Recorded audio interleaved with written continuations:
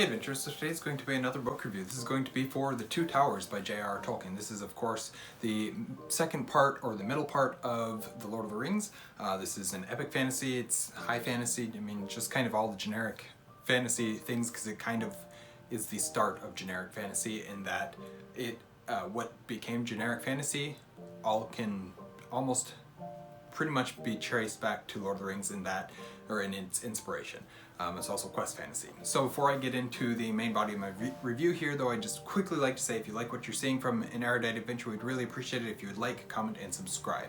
So, The Two Towers, as I just mentioned, is the second part of Lord of the Rings. There are many who consider it to be their favorite due to the heightened levels of action and it takes the story to a very epic point in terms of style and storytelling, grand scale in many ways. This is a very interesting book though in that it does something almost unheard of for a single book, and that is that it splits the perspective halfway through. For the first half we are following one set of characters, and for the second half we're following a different set of characters.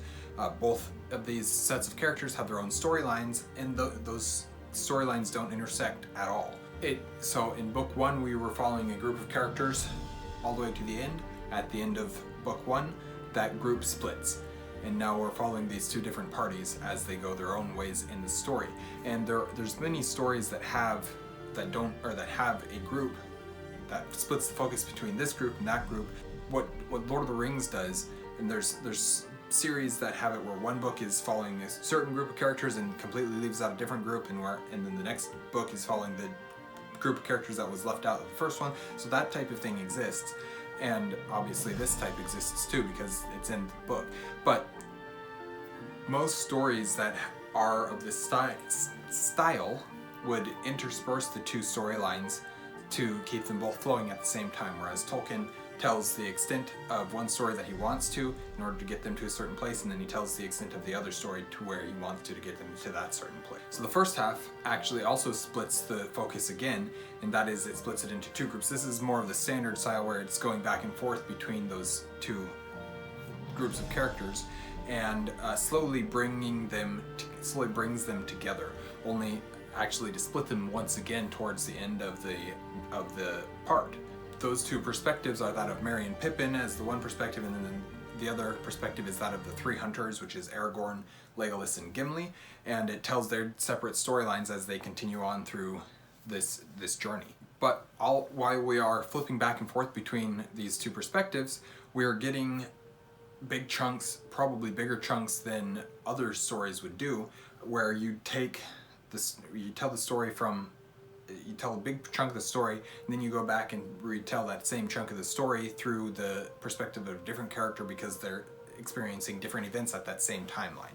So this same formula is used in the second half as was used in that first half between the two smaller groups, where we then split to this big group and tell a big chunk of time before going back to these other groups.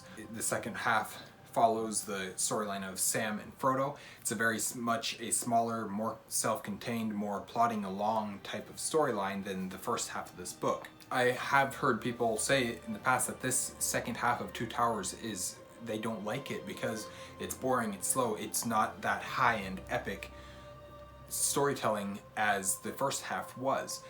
But for me, the way I've always, since I first read this, the way I looked at it and saw it and experienced it was that I went into this book and I was like, okay, when are we going to get back to Sam and Frodo? And then I got so engrossed in these other characters' storylines and what was going on and the events that were happening and the high epicness of them.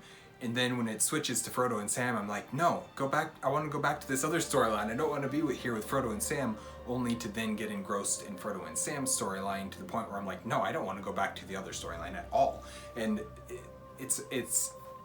that's really cool to me that I can get sucked in to that degree with a story like Lord of the Rings just because of how well it's written and how well it's told. This is the book though where we meet two of my all-time favorite characters of any literature, any media whatsoever, and that those two characters are Treebeard and Faramir. They're two very different characters from each other, but they're just some of the most well-realized characters in fiction. Faramir is one of those characters that you could look up to as a role model, and he would be a great role model. most of the characters in Lord of the Rings could be.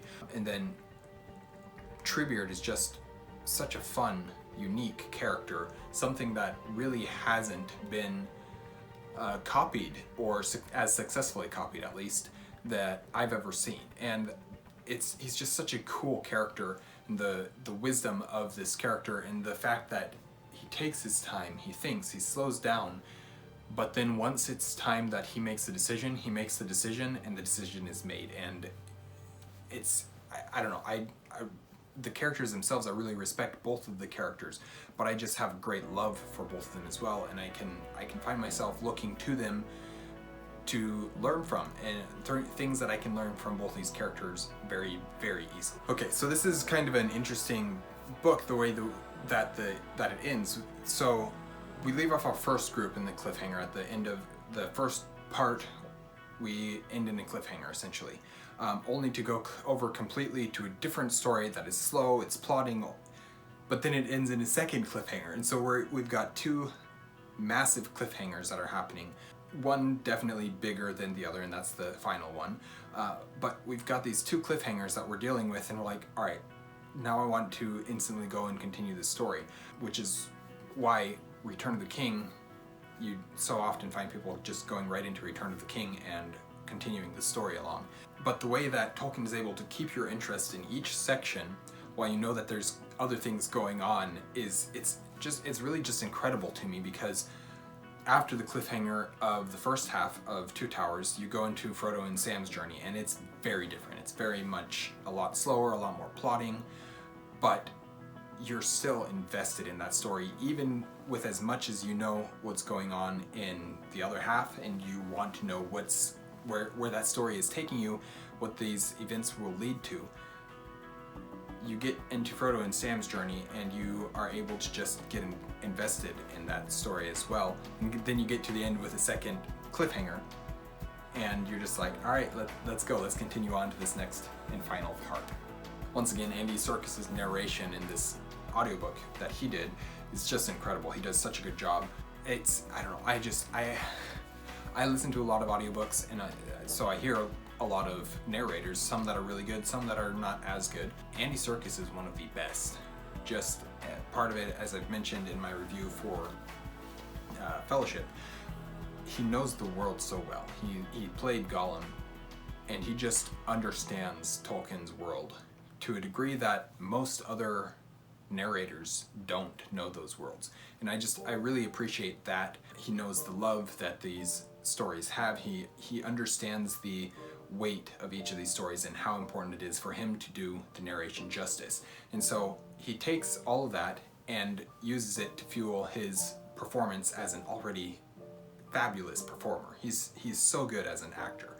And so he takes all those things and puts it into these audiobooks, and it's really, really good. I've talked a ton about this book already. In fact, as I was rereading it in February, I did 4 videos on each of the 4 parts of this book, so that, or I guess there's 2 parts of this book, 2 videos per part of this book, so that I could continue. They were just to get my thoughts out as I was reading the book.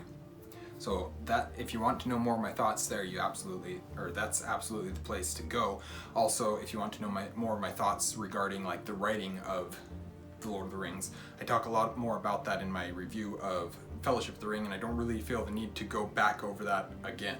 So I will point you to my videos on Fellowship of the Ring and the Two Towers in order for you to better understand even more of my thoughts. And I've got lots of them. I've got hours worth of Lord of the Rings content at this point. So that is my thoughts and review of The Two Towers by J.R.R. Tolkien. I'm very excited and happy to finally be reviewing this book that I have loved for so long, that I was always kind of hesitant to review because I didn't think I could do the reviews justice.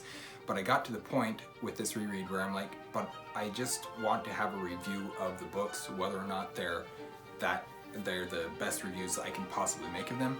I want to do a review of them, and so I am very happy to be going through and reviewing each individual part of The Lord of the Rings. Eventually, I will do, probably on my next reread, I will do a review of The Lord of the Rings as a whole, and we'll see what new thoughts I have at that point. Anyways, thank you guys for watching, and Erudite Adventure. We post videos every Monday and Thursday, and our social media is linked in the description down below. We'll see you guys again soon. Stay warm.